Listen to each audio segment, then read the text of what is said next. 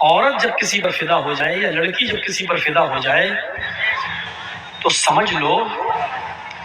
کہ بجلی کا کرنٹ سے چپک کر تو کوئی آدمی چھوٹ سکتا ہے، لیکن عورت جب کسی پر لڑکی کسی پر فدا ہو جائے تو اس چمبک سے نکلنا اور چھوٹ پانا بہت مشکل ہے، وہ کسی بھی حد تک جا سکتی ہے۔ اس لیے کوشش کرو آپ کہ دور ہی رکھا جائے، اور جب وہ میٹھی میٹھی باتیں کریں تو آپ اس سے سختی سے باتیں کریں، اس کے دل میں اپنی جگہ بنانے کی کوشش نہ کریں، کیونکہ اگر اس کے دل میں جگہ بن گئی تو بجلی کے کرنٹ سے تو بچ سکتے ہو، لیکن عورت کے کرنٹ سے نہیں۔ مشورہ دے رہا ہوں آپ کو، ہنسیے گا نہیں، وہ تو مجھے معلوم ہے کہ یہاں سے جانے کے بعد پھر وہی موبائل منہ میں لگا کے کرو گے آئی لو یو، تو ڈال نہیں کیسی وہ کرو گے، وہ ہمیں معلوم ہے، یہ ہنسنے کی بات۔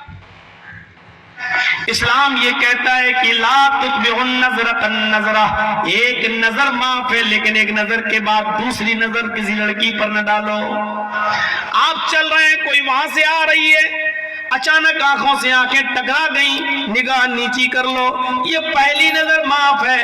دوسری نظر معاف نہیں ہے۔ اگر آپ نے دوبارہ اس لڑکی کی طرف نظر اٹھا کے دیکھا تو آپ گناہگار ہوں گے، چاہے آپ کسی مسجد کے امام ہی کیوں نہ ہو، کسی مدرسے کے مولانا ہی کیوں نہ ہو، آپ کچھ بھی کیوں نہ ہو، آپ کی قوم کچھ بھی کیوں نہ ہو، آپ کتنے بڑے کیوں نہ ہو۔ میرے بھائیوں، ایک طرف اسلام یہ پابندی عائد کرتا ہے کہ کسی کی ماں بہن بیٹی کی طرف کوئی کسی کی عزت و آبرو نہیں لوٹ سکتا ہے۔ ہاں، اسلام نے اجازت دے دی ہے کہ کوئی کسی کے ساتھ شادی کرنا چاہے تو کر سکتا ہے، اس میں ذات اور برادری نہیں دیکھی جائے گی، صرف تقوی دیکھا جائے گا، نیک۔ یاد رکھیے گا، اذان کی آواز سننے کے بعد آپ صرف 2 ہی کام کر سکتے ہیں، اس کے علاوہ تیسرا کام آپ کے لیے جائز نہیں ہے۔ اگر آپ کھانا کھا رہے ہیں اور اسی بیچ اگر اذان کی آواز آ جاتی ہے تو آپ کھانا مکمل کر لیجئے، پیٹ بھر کر آپ کھا لیجئے،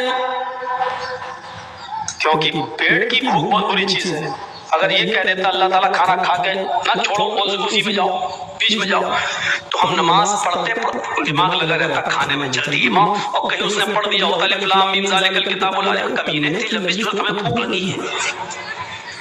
تو اس لیے کیا کہا، پہلے کھانا کھا لو، اور دوسری اذان کی آواز آ رہی ہے